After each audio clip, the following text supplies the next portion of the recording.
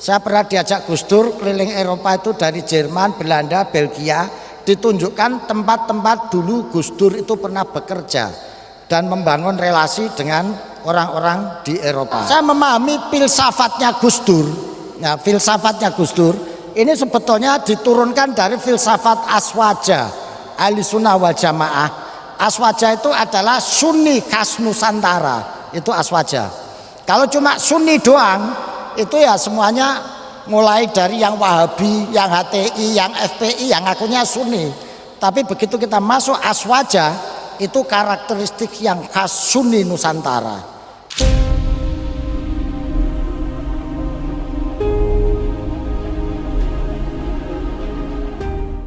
Baik, tadi MC membuka dengan pantun, maka izinkan saya untuk mengawali dengan pantun.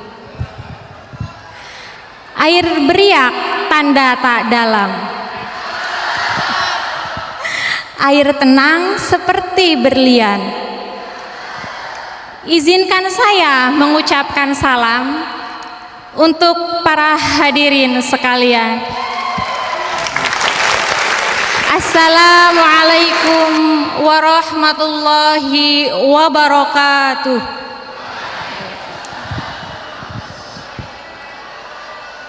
Alhamdulillah, assalatu wassalamu ala rasulillah wa ala alihi wa man wala, amma ba'd. Yang terhormat Rektor UIN Kiai Haji Abdurrahman Wahid, Bapak Profesor Dr. Zainal Mustaqim MAG, yang terhormat para pimpinan dan seluruh sivitas akademik UIN Kiai Haji Abdurrahman Wahid. Suaranya mana para mahasiswa?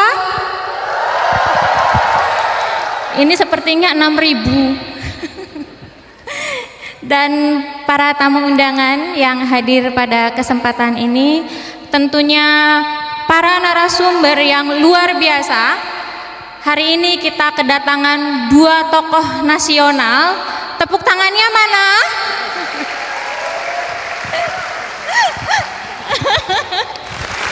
Baik, izinkan saya untuk memperkenalkan para narasumber kita.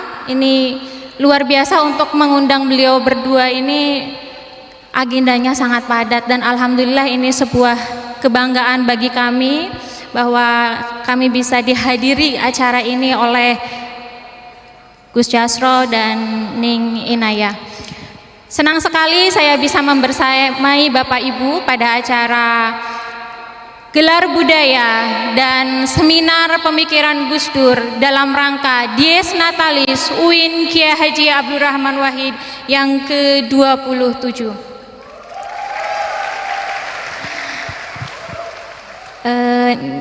Ada yang tahu di samping saya yang kemarin nonton Lelah Menjadi Lilah ada? Wah, ini saya mau nyapa Ning Inayah atau Mbak Ellen ini. Namanya banyak tapi orangnya satu. Nah, beliau ini aktor sekaligus aktivis, putri bungsu dari Kiai Haji Abdurrahman Wahid.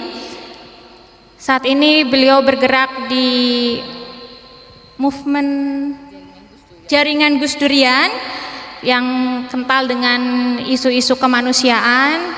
Nah, pada kesempatan ini beliau akan memberikan kepada kita bagaimana sih sosok Gus Dur, kemudian bagaimana sih pemikiran-pemikiran Gus Dur, sehingga kita selaku sivitas akademik di UIN Kiai Haji Abdurrahman Wahid bisa mengenal lebih dekat dengan Gus Dur, sehingga kita bisa melanjutkan spirit perjuangan yang telah digagas oleh Gus Dur.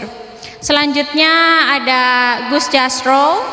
Ini beliau sangat kental dengan Gus Dur. Ketika berbicara dengan Gus Dur tidak akan lepas dari sosok beliau, karena beliau dulu pernah menjadi asisten pribadinya Gus Dur, bahkan pernah diamanatin secara khusus, istilahnya nyapu jalan gitu Gus. Suruh nyapu jalan melalui Ki Ajeng Ganjur.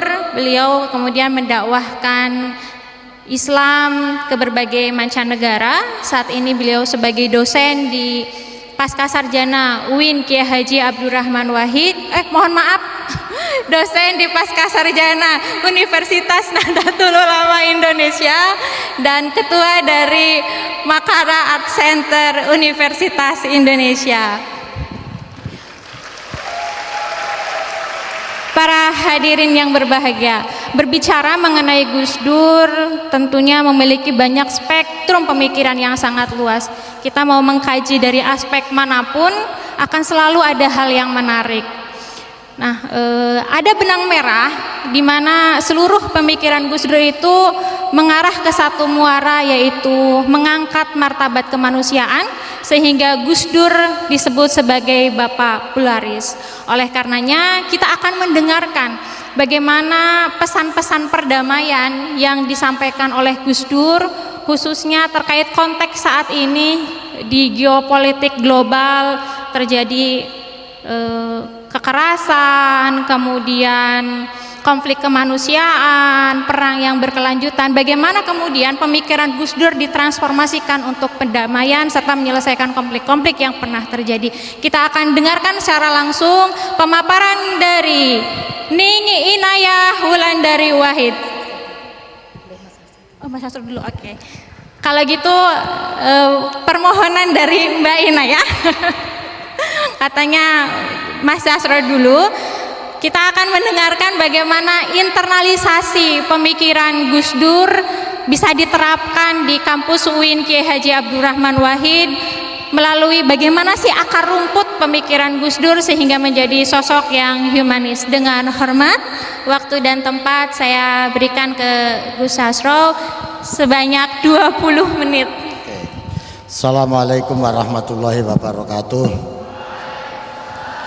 Pak Rektor yang saya hormati, seluruh sivitas akademika yang saya cintai, Neng Inayah yang saya kasihani.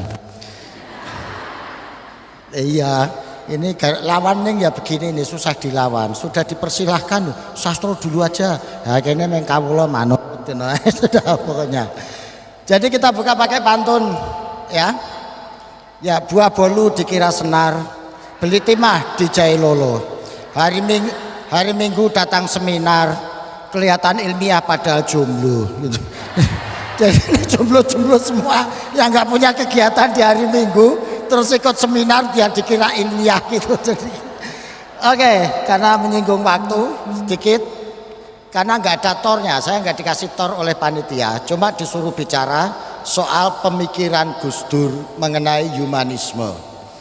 Nah, untuk melihat suatu pemikiran dalam teori sosiologi pengetahuan itu kita harus melihat habitus seseorang. Kita bisa mendekati konstruksi pemikiran seseorang itu dengan teori habitus. Habitus ini dicetuskan oleh Pierre Bourdieu, di mana habitus adalah segenap nilai, segenap value, segenap tradisi yang tertanam dalam diri seseorang, yang itu akhirnya mempengaruhi kesadaran, tindakan, dan pola pikir seseorang secara spontan. Itu habitus. Nah, untuk melihat pemikiran Gus Dur, kita harus melihat habitusnya Gus Dur itu apa sih sebetulnya. Waktunya singkat, saya akan mereview saja. Habitus Gus Dur pertama itu adalah tradisi keilmuan pesantren. Karena ini yang membentuk pribadi Gus Dur sejak beliau kecil sampai remaja. Beliau hidup dalam lingkungan tradisi pesantren. Itu yang pertama.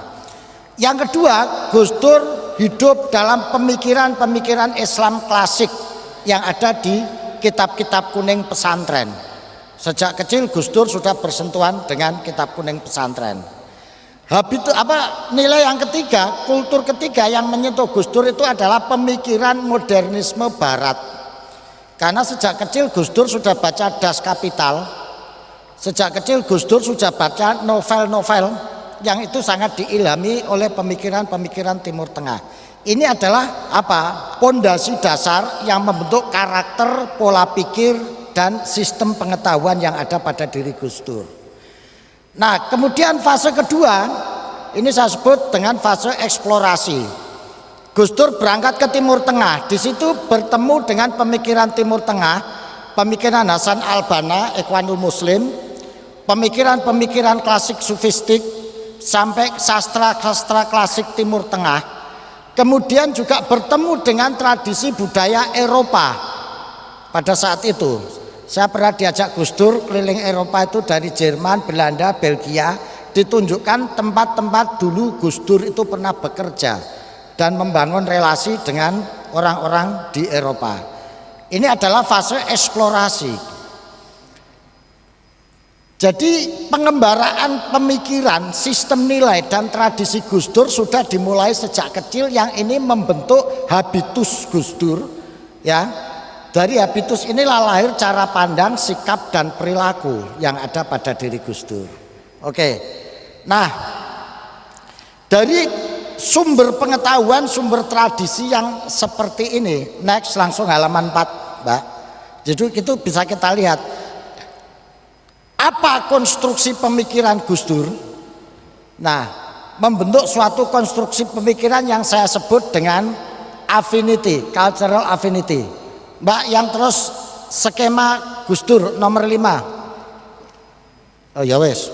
Jadi filsafat, saya memahami filsafat pemikiran Gus Dur, kerangka epistemologi pemikiran Gus Dur.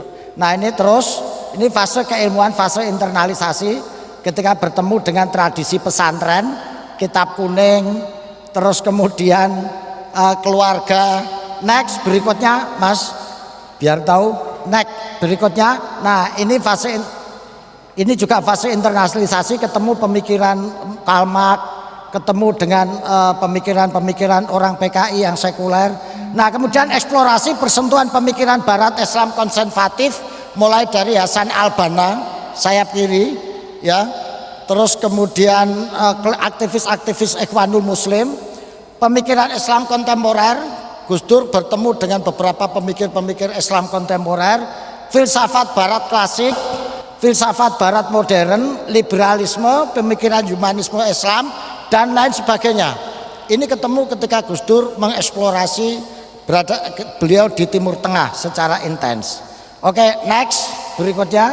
Nah, sehingga membentuk kerangka epistemologisnya Gus Dur itu adalah rasional, modern, yang dipertautkan dengan spiritual tradisional. Jadi modernisme itu sarang rasionalitas, tradisionalisme sarang spiritualitas. Oleh Gus Dur dibentuk hubungan yang komplementer, sejajar dan komplementer. Sementara orang-orang modern mendudukan modernisme dan tradisionalisme itu adalah kontradiktif, gitu. Sementara Gus Dur mendamaikan keduanya. Makanya kalau kampanye sekarang kan orang modern itu kalau Anda ingin maju, ingin hebat, ingin berkembang, jadi orang modern, jangan jadi orang tradisional. Ini kan apa? Kontradiktif, biner. Sementara Gus Dur enggak. Kalau Anda ingin maju, berkembang, tautkan rasionalitas, spiritualitas, tautkan modernitas dan tradisionalitas secara seimbang, bentuk hubungan yang komplementer. Itu yang menyebabkan Gus Dur mempelajari ilmu-ilmu rasional, ilmiah, akademik, tapi di sisi lain Gus Dur tetap ziarah kubur, karena Gus Dur melihat separuh paradigma pengetahuan itu ada di sini, di ziarah kubur itu, gitu. Nah itu adik-adik, bapak-bapak sekalian. Jadi kadang kita gaya-gayaan pengen jadi orang modern, bagi Gus Dur enggak. Paradigma modernisme itu cuma separuh, yang separuh itu ada di tradisionalitas. Dan spiritualitas bagi Gus Dur adalah a part of the knowledge system. Itu harus dibentuk hubungan yang integratif dan komplementer. Itu. Oke, next. Dari situ maka saya memahami filsafatnya Gus Dur. Nah, filsafatnya Gus Dur ini sebetulnya diturunkan dari filsafat Aswaja, Ahlussunnah wal Jamaah. Aswaja itu adalah Sunni khas Nusantara. Itu Aswaja. Kalau cuma Sunni doang, itu ya semuanya mulai dari yang Wahabi, yang HTI, yang FPI, yang ngakunya Sunni. Tapi begitu kita masuk Aswaja, itu karakteristik yang khas Sunni Nusantara. Ini kerangka filosofinya seperti ini. Ini saya bangun dari saya ngikuti jejak pemikiran Gus Dur. Jadi ontologinya itu adalah pertautan antara theos, kosmos, dan antropos. Kalau barat cuma kosmos dan antropos, hanya manusia dan alam, itu ontologinya. Kalau di Timur Tengah Islam itu kebanyakan theos, gitu.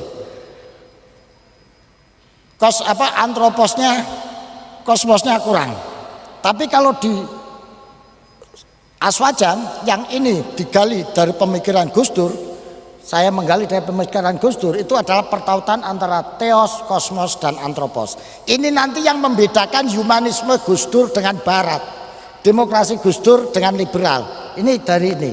Epistemologinya ini adalah pertautan nakli, akli, dan waki'i. Selama ini kita hanya berhenti akli dan nakli, waki'inya kurang. Karena kurang waki'i, maka akhirnya ya berkutat pada apa? Aspek kognitif, gitu. Aspek kalau di paradigmanya taksonomi Bloom, dia afektif dan psikomotoriknya kurang, gitu. Maksud ini penjabarannya akli, nakli, waki'i. Contoh konkret, Gus Dur memahami Quran itu gudang senjata, apa saja ada di Quran. Gudang petunjuk, apa saja ada di Quran. Mulai petunjuk orang mau masuk WC ibaratnya, sampai petunjuk ketemu Tuhan ada di Quran. Ibarat gudang senjata, mulai jarum pentul sampai bom nuklir ada di Quran. Tapi untuk bisa pakai senjata itu kan syaratnya ada 3. 1, tahu cara menggunakannya senjata itu. Kalau nggak tahu cara menggunakannya, punya pistol canggih, cuma dilus-lus saja nggak tahu cara pakainya, dan ini berbahaya, bisa bunuh diri itu kalau nggak tahu pakainya. Yang kedua, tahu peruntukannya. Senjata ini digunakan untuk apa? Kalau jarum pentul untuk apa? Parang untuk apa? Granat untuk apa? Itu harus tahu peruntukannya. Jangan sampai tidak tahu peruntukannya. Karena salah ngambil, salah peruntukannya, berbahaya bagi kehidupan. Ini waki'i itu pengertiannya adalah itu. Aku sering ngasih contoh konkret. Pilkada DKI pakai Al-Maidah 51. Itu kayak orang mau potong ayam tapi yang diambil granat. Itu mentang-mentang Quran ini hebat, senjatanya hebat, akhirnya yang diambil granat. Gitu kan? Ya bener. Naklinya bener, aklinya bener, tapi karena mengabaikan waki'i, wong sekedar mau potong ayam aja kok yang diambil granat. Apa enggak ada ayat yang lain? Apa enggak ada senjata yang lain? Karena enggak tahu waki'i, akhirnya cuma akli dan nakli, mengabaikan waki'i. Nah, Pilkada DKI ambilnya Al-Maidah 51. Ini kayak potong ayam yang diambil granat, gitu. Akhirnya ayamnya mati, yang motong ikut mati, lingkungan rusak, sampai sekarang susah dibenahi. Itu contohnya. Tapi kalau kita ngerti waki'i, tahu ayat ini peruntukannya apa, konteksnya apa, secara efektif bila bermanfaat dalam situasi apa.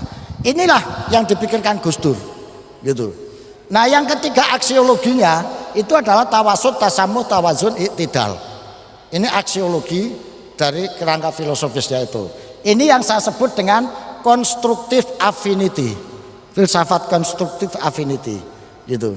Karena mentaitkan ketiga-tiganya secara afinitif, gitu ya, dan dibangun secara konstruktif. Oke, next.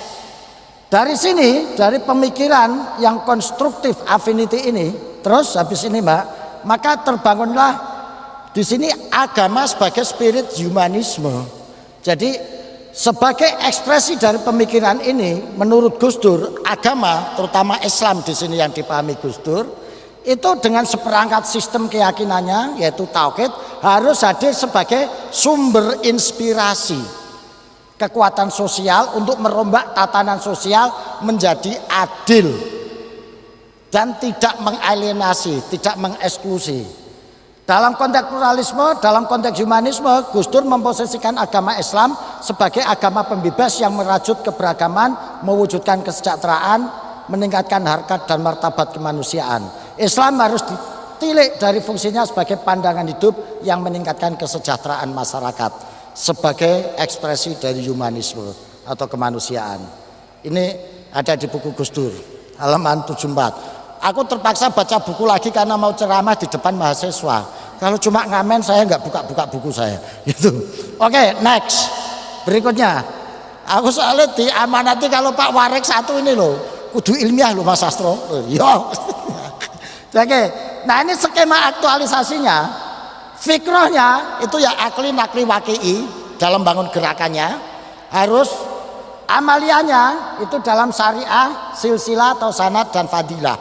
Makanya nggak penting dalilnya hadisnya mau hadis doif, mau hadis apa, yang penting dia membawa fadilah, membawa maslahah bagi umat gitu. Nah, harokannya itu kultural, adaptif, fleksibel, dan amar ma'ruf nahi mungkar. Ini makanya ya nggak terlalu keras-keras, harus manifestasi tawasud tawazun itu ramah tradisi, menggunakan budaya sebagai instrumen untuk melakukan perjuangan dan ekspresi keagamaan dan lain sebagainya. Fleksibel, nggak gampang ngamuan gitu. Itu harokannya seperti itu. Oke, terus next supaya 20 menit kekejar. Nah, metodenya itu melakukan dialektika antara ayat kauliyah dan ayat kauniyah. Selama ini kita itu ngubrek-ngubrek ayat kauliyah doang, melahirkan sekian jilid ilmu tafsir. Tetapi kita jarang membaca ayat kauniyah, realitas kehidupan.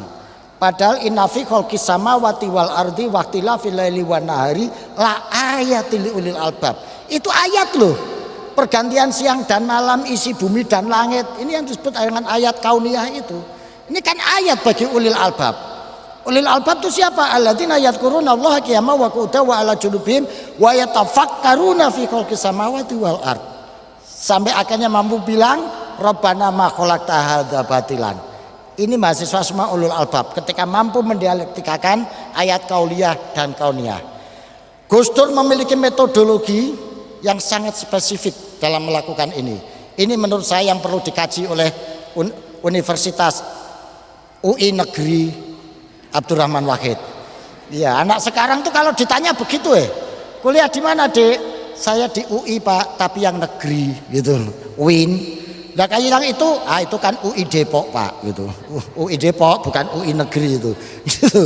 Nah inilah dengan pahaman Islam substansial dan historis inilah Islam menjadi lapang dan dinamis, menampung berbagai isu kontemporer seperti demokrasi, HAM, pluralisme, humanisme, gender dan sebagainya melalui dialog dan proses tawar-menawar dalam mengimplementasikan ajaran Islam itu. Oke, next. Berikutnya. Nah, ini konstruksi pemikiran humanismenya Gus Dur.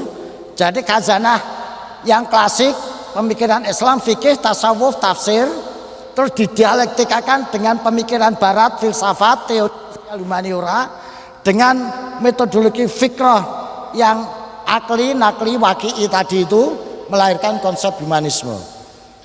Ini konstruksi pemikiran Gus Dur di situ itu. Akarnya ada dua, khazanah pemikiran Islam, filsafat barat yang didekati dengan kerangka epistemologi fikrah akli nakli waki'i itu konstruksi pemahaman humanisme Gus Dur, pemikiran humanisme Gus Dur itu kalau kita lacak seperti ini. Oke, next gitu. Nah, pemikiran humanisme Gus Dur dilihat dari pernyataannya sebagai berikut. Ini 2007, ini Islamku, Islammu, Islam kita. Ini 30. Islam memberikan hak kepada manusia untuk menjadi pengganti Allah, khalifatullah di bumi, sebuah fungsi kemasyarakatan yang membuat umat muslim untuk senantiasa memperjuangkan, melestarikan citra hidup kemasyarakatan yang mampu mensejahterakan. Dengan demikian kaum muslimin diharuskan untuk menentang pola kehidupan bermasyarakat yang serakah dan tidak manusiawi, tidak berasaskan keadilan dalam artiannya yang mutlak. Ini akar pemikiran humanisme Gus Dur yang pijakannya tetap pada nilai-nilai spiritual keislaman. Maka ini termanifestasi dalam berbagai aspek. Di politik Gus Dur mengatakan yang lebih penting dari politik adalah kemanusiaan. Yang lebih penting dari ekonomi adalah kesejahteraan. Yang lebih penting dari teknologi adalah kemaslahatan. Semuanya itu ditujukan untuk itu. Pada bagian lain Gus Dur mengatakan, menurut pikiran saya rumusan ukurannya sangat sederhana. Maksudnya rumusan antara Islam dan kehidupan itu. Hal-hal yang mengagungkan, meningkatkan martabat posisi kemanusiaan haruslah diutamakan. Gitu. Manifestasinya adalah menjaga hak asasi dengan mengembangkan struktur masyarakat yang adil di mana tempat kaum muslimin itu hidup. Jadi jelas berbeda. Humanisme barat akarnya pada liberalisme sekularisme. Humanisme Gus Dur akarnya pada spiritualitas dan Islam value yang dikonstruksi dengan spirit pemikiran-pemikiran barat sebagai alat bantu untuk membuat metodologi dan pola-pola implementasi membangun kerangka fikir gitu. Jadi ibaratnya Islam iki bahan baku gitu. Terus Gus Dur melakukan hilirisasi pengetahuan dengan menggunakan teknologi peralatan sistem pengetahuan metodologi dari barat, kira-kira seperti itu. Jadi sebelum Pak Jokowi melakukan hilirisasi, Gus Dur sudah duluan sebetulnya, tapi hilirisasi sistem pengetahuan gitu. Oke, next. Nah, jadi dari pernyataan tersebut terlihat bahwa pemikiran humanisme Gus Dur adalah pemuliaan atas harkat dan martabat kemanusiaan setinggi-tingginya sebagai cerminan dari makhluk yang dimuliakan Allah. Jadi bukan berangkat dari barat bahwa manusia itu bebas sebebas-bebasnya sesuai dengan Mu'tazilah. Jadi kalau barat lebih cenderung ke Mu'tazilah gitu. Humanisme dalam pemikiran Gus Dur merupakan pertautan antara kemanusiaan, ketauhidan, etika sosial, keadilan, dan modernisasi. Sebagaimana tercermin dalam pernyataan, keyakinan tauhid dan ketaatan pada syariat mesti terwujud dalam kecintaan kepada sesama manusia. Ini pernyataan Gus Dur ini. Oke, next. Kemudian, saya ngasih contoh pribumisasi Islam itu sebagai konsep humanisme. Karena dengan adanya pribumisasi Islam ini identitas kultural, hak-hak adat, terus kemudian nilai budaya tidak diberangus oleh datangnya Islam, tetapi justru dimuliakan, dipelihara gitu. Islam tidak menjadi suatu subjek yang memberangus berbagai macam identitas kultural yang itu menjadi bagian dari eksistensi dan martabat kemanusiaan. Enggak. Maka konsep pribumisasi Islam itu contoh dari humanisme Gus Dur itu. Oke, next. Jadi paparan di atas menunjukkan humanisme Gus Dur bukan bersumber dari filsafat liberal sekuler, tetapi berakar dari ajaran agama yang dikonstruksi oleh pemikiran sebagai hasil dari proses interaksi panjang antara aktor dengan berbagai kultur, tradisi, dan pemikiran yang disebut dengan proses habituasi itu. Humanisme Gus Dur adalah spirit religiositas. Dengan demikian dia bukan kelanjutan atau bagian dari sekularisasi. Sebaliknya justru merupakan alternatif terhadap sekularisasi yang hanya bertunjuk pada rasio dan mengabaikan religiositas. Jadi Gus Dur memberikan kelengkapan terhadap sekularisme, bukan memberangus, bukan menentang. Maka saya menyebutnya constructive affinity. Saya pikir ini provokasi dari saya. Mudah-mudahan ini bisa menginspirasi bagi teman-teman. Dan ini kalau digali oleh UIN Pekalongan bisa menjadi suatu sistem pengetahuan dan teori baru. Terima kasih.